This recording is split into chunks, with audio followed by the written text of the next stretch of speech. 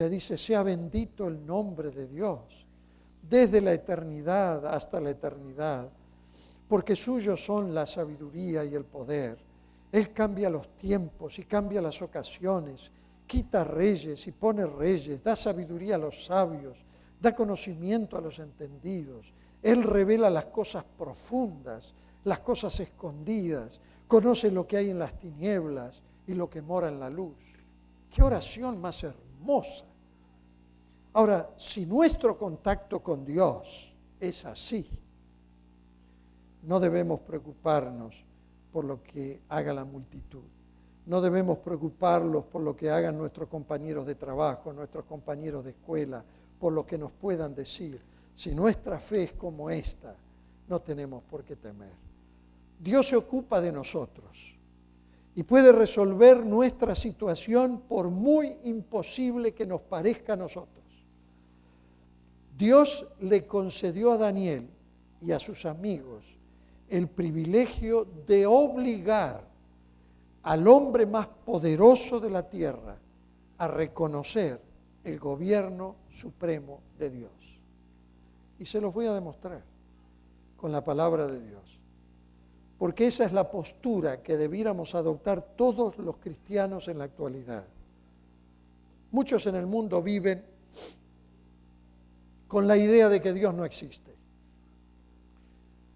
O que si existe, bueno, no tiene ningún poder real realmente para nada. No cambia la historia, no nos afecta en la vida humana a ninguno de nosotros, no participa de las situaciones para hacer una diferencia en ellas. Es un gran anciano que sí está allí en algún lugar, allá por allí arriba, pero no nos afecta para nada acá abajo lo que nosotros hacemos. Esa es la filosofía del mundo, pero esa no es la filosofía de la palabra de Dios. El creyente que obedece lo que Dios ha mandado, a pesar de las presiones, se le concede el privilegio de abrirle los ojos a los seres humanos acerca del poder que tiene Dios. Mis amados, sobre el hecho de que Dios existe y participa en los asuntos de los seres humanos, es evidente. Es evidente. Por eso en el capítulo 3 encontramos el relato del horno de fuego. Y yo les voy a hacer una síntesis porque no hay mucho tiempo, pero a los jóvenes se les manda inclinar, a estos jóvenes se los manda inclinarse y adorar a la gran imagen que el rey Nabucodonosor erigió en la gran planicie. Ahora, esa imagen era fruto de su orgullo. Él había visto que la cabeza era de oro y que después de la cabeza de oro en el capítulo 2 venía el bronce, venía la plata, después el bronce, después el hierro, todo eso, todo lo demás. Él dice, bueno, si la cabeza es oro, yo voy a hacer una estatua de oro pero completa.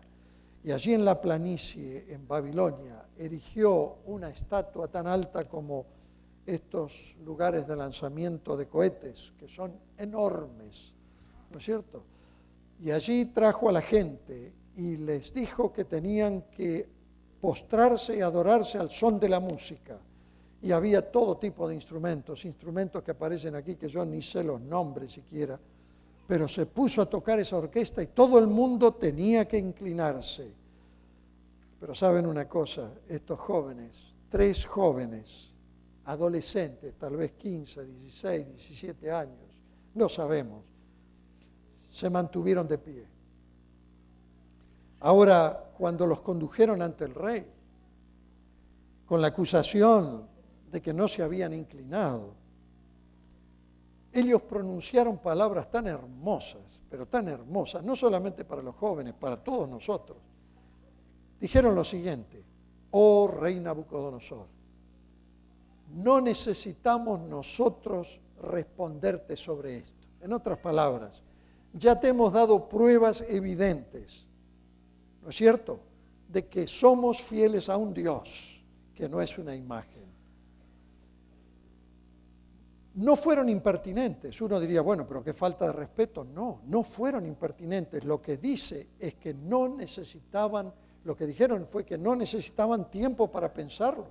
Ya lo habían pensado. Ellos no necesitaban tiempo para pensar si se iban a arrodillar o no frente a una estatua, frente a una imagen. Dice en el verso 17, si es así, dicen los jóvenes, nuestro Dios a quien rendimos culto puede librarnos del horno de fuego ardiendo y de tu mano, oh Rey, nos va a librar. Pero si no nos librara, y estas son palabras de fe, si no nos librara, en otras palabras, nuestro Dios puede, pero no conocemos la mente de nuestro Dios. Sus pensamientos son más altos que nuestros pensamientos, sus caminos son diferentes a nuestros caminos. Puede que lo haga, pero puede que no lo haga, pero aún, incluso si no nos va a librar, y ahí viene el verso 17 y 18, que sea de tu conocimiento, oh Rey, que no hemos de rendir culto a tu Dios, ni tampoco hemos de dar homenaje a la estatua que has levantado. Eso es fe, mis hermanos.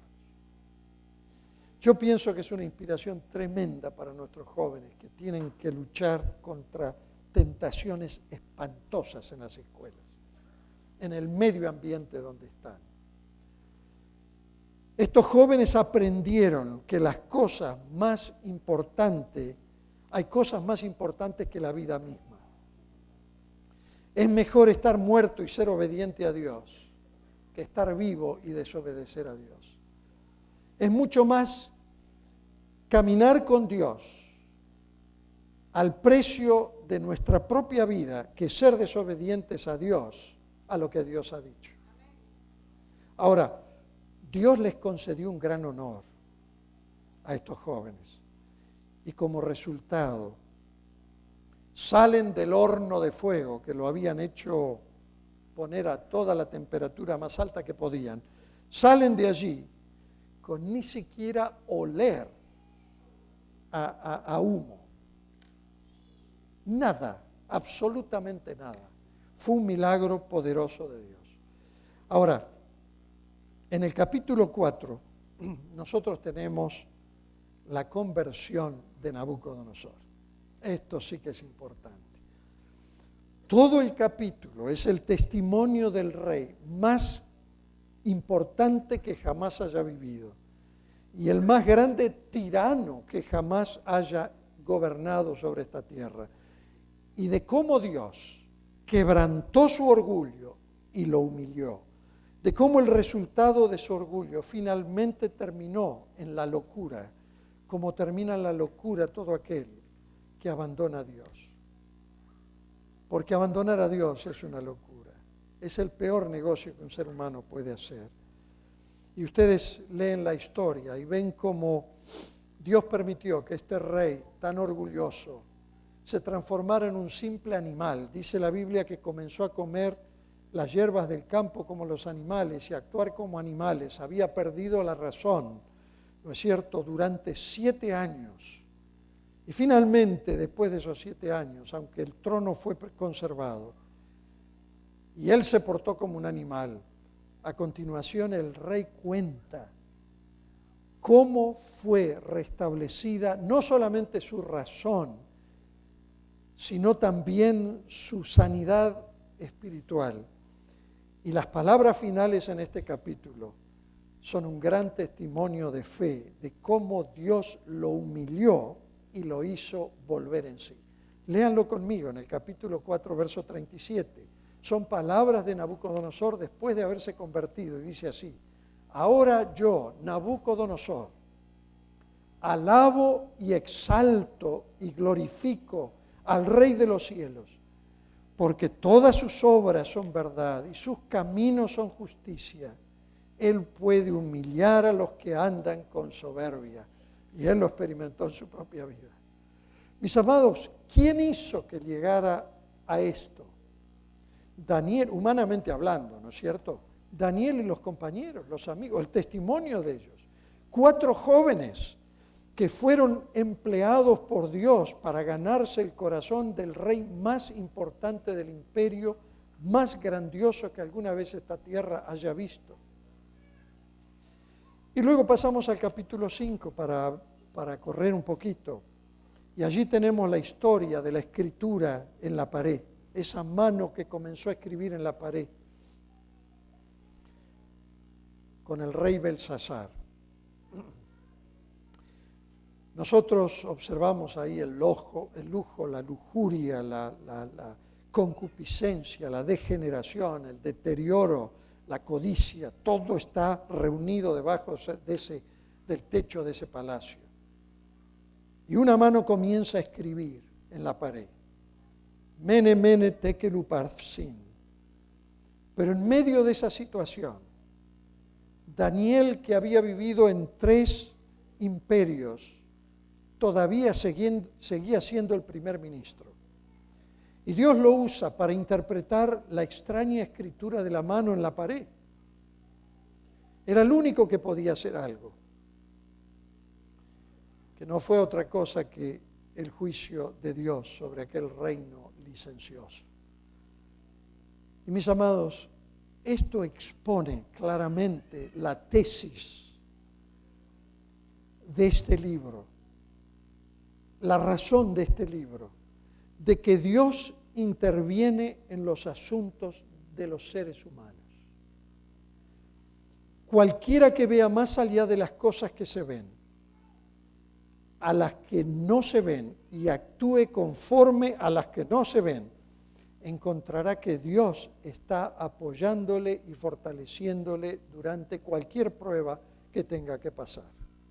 En el capítulo 6, por ejemplo, trata del foso de los leones, una historia que parece novelesca, pero que ha sido real, porque el mismo Señor Jesús habla de Daniel como un ser real.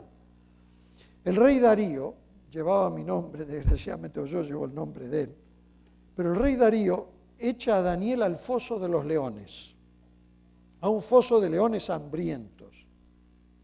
Y Dios envía un ángel que cierra la boca de esos leones y Daniel es librado por la mano de Dios. Parece una cosa que es increíble, pero no es increíble para Dios. Dios todo lo puede. Y libró la vida de ese joven Daniel, que a lo mejor ya no era tan joven, era en el 3er reinado. Ahora, en el capítulo 7 comienza la visión de las 4 bestias. Ahí solamente hay una, pero hay 4 bestias. Resulta interesante que estas 4 bestias en realidad cubren el mismo periodo de tiempo de las 4 divisiones que vimos en la estatua de Daniel 2, de esa imagen con la cabeza de oro y demás, ¿no es cierto? La cabeza de oro simbolizaba Babilonia, los hombros de plata simbolizaban el imperio medio persa, el tronco, el vientre simbolizaba el imperio griego, las piernas simbolizaban el imperio romano, en realidad 2 piernas simbolizaban el imperio romano occidental y oriental, y luego los pies, los 10 dedos del pie podría representar la mezcla del hierro y el barro, cómo se despedazó el imperio y se formaron tantas naciones cuando vinieron los bárbaros e invadieron el imperio romano.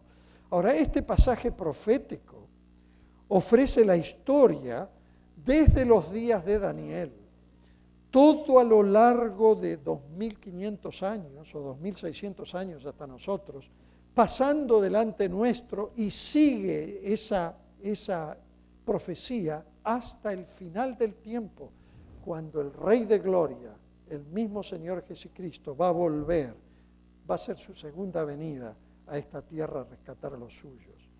Ahora, mis hermanos, mientras el profeta contempla esa imagen, él ve que una piedra es cortada, no por mano, y que golpea la imagen en los pies, destruyéndola y la convierte en una gran montaña que llena la tierra. Y por supuesto, esto es claramente una imagen del regreso de Jesús. Claramente. En el capítulo 7, por supuesto, ustedes ven que yo estoy corriendo y no doy detalles, pero no puedo hacerlo por razones de tiempo. Pero vamos al capítulo 7. Allí tenemos que las 4 bestias representan a los mismos reinos, pero ya desde el punto de vista de Dios. Los símbolos de las naciones modernas hoy también se representan con bestias. Fíjense que Estados Unidos, o con aves rapiñas, ¿no es cierto? Estados Unidos se simboliza por el águila, que es un pájaro de presa, de rapiña. El Imperio Británico es un león, Rusia es un oso. ¿Y México qué es México? Sí, ¿no es cierto? En el capítulo 9 nosotros encontramos la maravillosa oración de Daniel. ¿Qué oración, mis hermanos? Tienen que